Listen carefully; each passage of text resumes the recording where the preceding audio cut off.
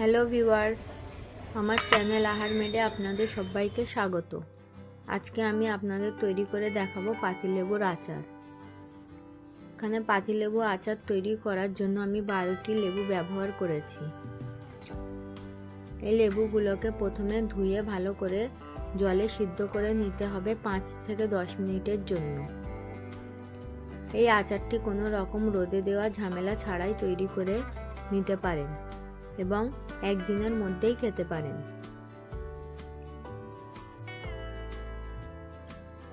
আচারটি যদি আপনারা অনেক দিন পর্যন্ত সংরক্ষণ করে রাখতে চান তাহলে 8 থেকে 10 দিনের জন্য রোদে দিয়ে দিতে পারেন। সিদ্ধ লেবুগুলোকে ভালো করে শুকিয়ে নিতে হবে এবং 4 টুকরো করে কেটে নিয়েছি এখানে।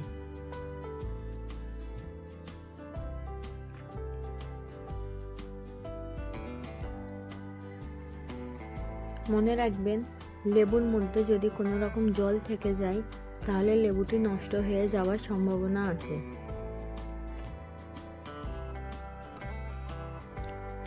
এখানে লেবুর আচারে আপনারা চাইলে কাঁচা লঙ্কা কুচি করেও দিতে পারেন। এখানে আমি 5 ফোড়ন ব্যবহার করেছি 1 কাপ।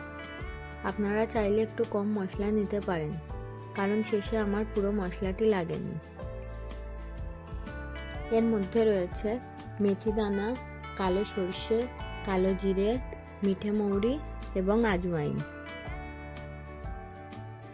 লেবুর মধ্যে এখানে আমি ছোট ছোট করে শুকনো লঙ্কা কেটে দিচ্ছি। আপনারা চাইলে কাঁচা লঙ্কাও দিতে পারেন। কারো রোদে দেওয়ার অসুবিধা থাকলে বা বর্ষাকালে আচার তৈরি করার ইচ্ছা হলে তাহলে এরকম ধরনের আচার আপনারা খুব সহজে তৈরি করে নিতে পারেন। বা কোনো সময় কারোর ঘরে অনেকগুলো পাতিলেবু একসঙ্গে জমা হয়ে গেলে সেগুলো নষ্ট হয়ে যাওয়ার সম্ভাবনা থাকে, সেই সময় আপনারা এরকম লেবুর আচার তৈরি করে নিতে পারেন।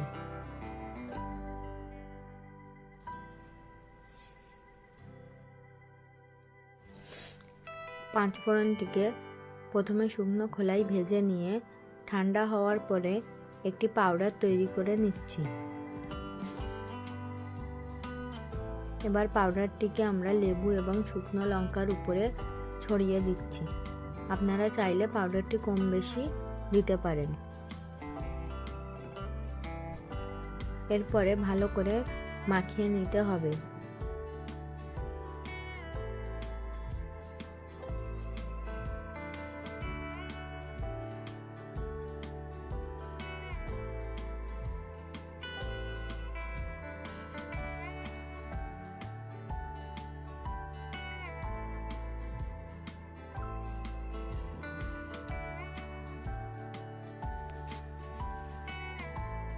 আচারে ভালোভাবে মশলা মেশানো হয়ে গেলে 1 থেকে 1.5 টেবিল চামচ নুন মিশিয়ে দিতে হবে।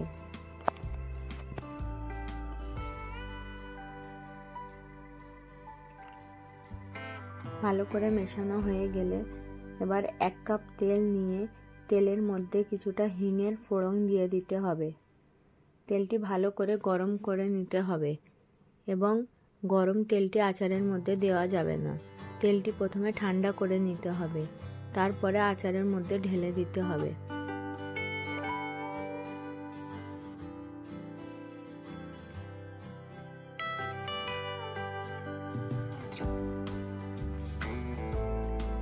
এরপরে আমরা তেলটি ঠান্ডা হওয়ার জন্য রেখে দেব। তেলটি যখন ঠান্ডা হয়ে যাবে তারপরে আচারের মধ্যে তেলটি দিয়ে ভালোভাবে মিশিয়ে নিতে হবে। এরপরে একটি আপনারা কাঁচের জার নিয়ে তার মধ্যে আচারটি সংরক্ষণ করে রাখতে পারেন। চাইলে কয়েকদিন রোদের মধ্যে দিতে পারেন।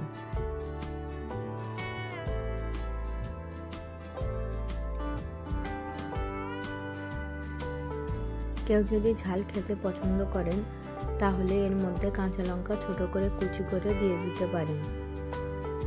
আমার ভিডিওটি ভালো লাগলে আপনারা লাইক, কমেন্ট এবং শেয়ার করে দেবেন। আমার ভিডিওটি পুরো দেখার জন্য আপনাদের অসংখ্য ধন্যবাদ।